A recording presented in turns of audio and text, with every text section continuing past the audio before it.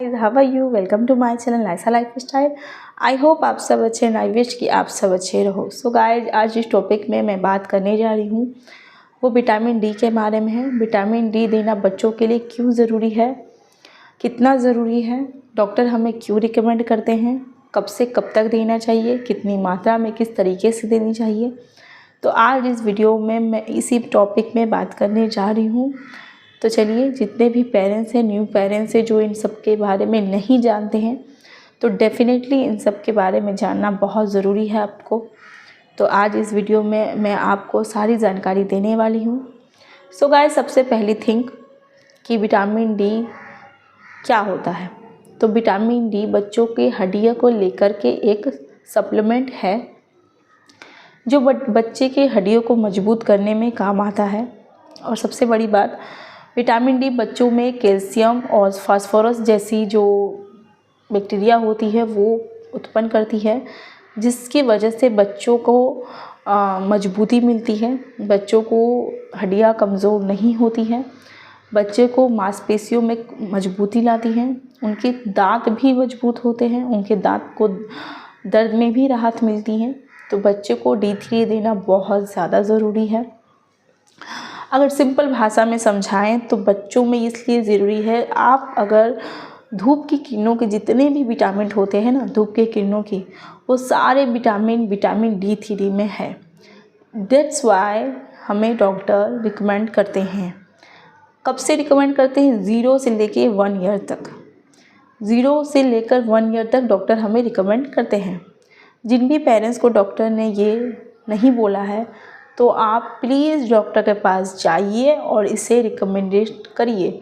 Doctor से इस बारे में कंसल्ट करिए कि सर, क्या D3 देना बहुत ज़रूरी है, तो कौन सा D3 दें, किस मात्रा में दें, और आपने हमें ये रिकमेंड क्यों नहीं किया, ये इतना ज़रूरी है। तो डॉक्टर आपको डेफिनेटली बताएंगे।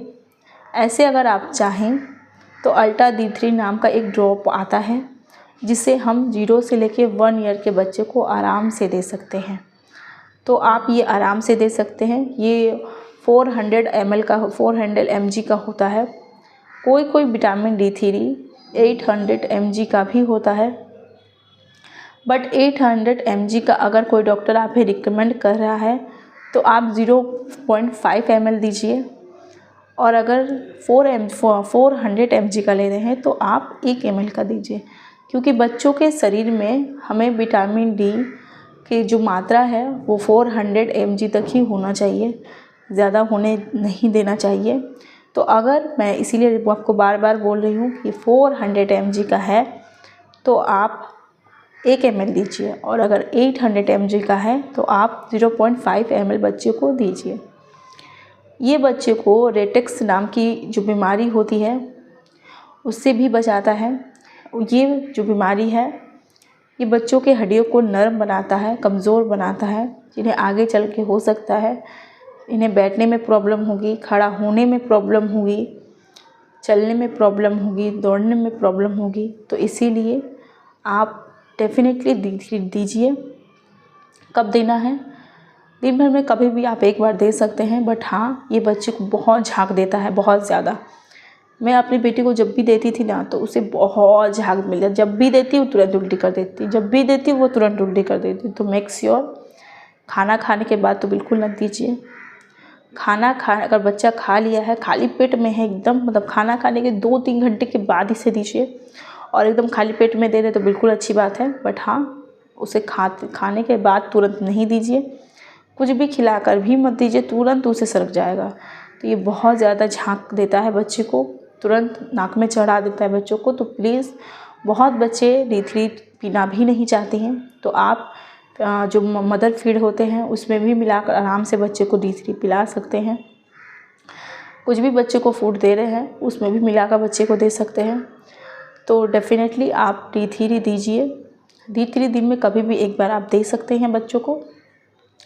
इसमें भर के कैल्शियम है। बच्चे को तो हम लोग दिन भर धूप में नहीं रख सकते हैं, धूप में रखना बच्चे को बहुत ज़रूरी है, बहुत ज़्यादा ज़रूरी है। मैंने अपने प्रीवियस वीडियो में भी बताया है कि जिन बच्चों को जॉन्डिस की प्रॉब्लम है उन्हें धूप में रखना बहुत ज़्यादा ज़रूरी है। डॉक्टर भी हमें रिकमेंड करते हैं कि बच्चों को धूप में रखना बहुत ज़्यादा ज़रूरी है, तो आप मेक श्योर धूप में उन्हें रखिए। अदरवाइज़ अगर आप बहुत लोगों के पास में धूप नहीं पहुँच पाता है तो आप ये दवा डेफिनेटली तो दीजिए, बट अगर नहीं पहुंच रहा है तो कोई बात नहीं, इसे रेगुलर बेसिस पे ये दवा को दीजिए। और ये बात नहीं है कि D3 की वजह से सिर्फ छोटे बच्चों को तकलीफ़ होती है कि आप दे रहे हैं तो हम तो डेली देते हैं, तो बड़े बच्चों को क्यों तकलीफ़ हो रही, तो बड़े बच्चे को भी तकलीफ़ होती है। क्यों? क्योंकि उन्हें धूप की किरणें नहीं मिल पाती, खान पान में विटामिन कैल्शियम नहीं हो पाता, जिसकी वजह से बच्चों में ये दिक्कत होती है। जैसे कि मेरी जो 5 साल की बेटी है, जिससे मैं हॉस्पिटल में लेके एडमिट थी, उसके बोन्स दर्द हो रहे। बोन्स मतलब क्या? एल्बोज़, नी, ये सब दर्द हो रहा है। जब मैंने डॉक्टर से रिकमेंड किया, इस बारे में कंसल्ट किया, तो उन्होंने मुझे D3 दिया, कहा कि इसके कैल्शियम की कमी की वजह से हो रहा है, आप ये D3 दीजिए। तो मेक श्योर डेफिनेटली मैं आप लोगों को भी कह रही हूँ, अगर बच्चों की हड्डियाँ दर्द हो रही है, D3 कंकाल को मजबूत करता है। जो हमारे बॉडी, जो हमारी ये सब है ना, इसके अंदर का जो कंकाल होते हैं ना, उसे D3 जो होता है उसे मजबूत करने के काम में आता है। तो डेफिनेटली आप D3 को दीजिए। छोटे से लेकर बड़े बच्चे भी हैं तो उन्हें भी डॉक्टर से कंसल्ट करके आप दीजिए। हाँ, यहाँ तक कि हम जैसे जितने भी हम लोग जितने बड़े हैं, वहाँ तक के D3 आता है।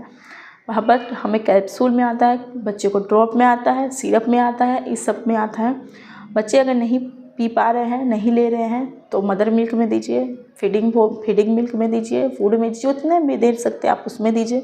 बच्चा अगर सूजी खाता है तो उसमें दीजिए, कुछ भी कर रहा है बच्चा तो उसमें आप दे सकते हैं डेफिनेटली, कोई दिक्कत वाली बात नहीं होगी। बट हाँ, देना बहुत ज़्यादा ज़रूरी है।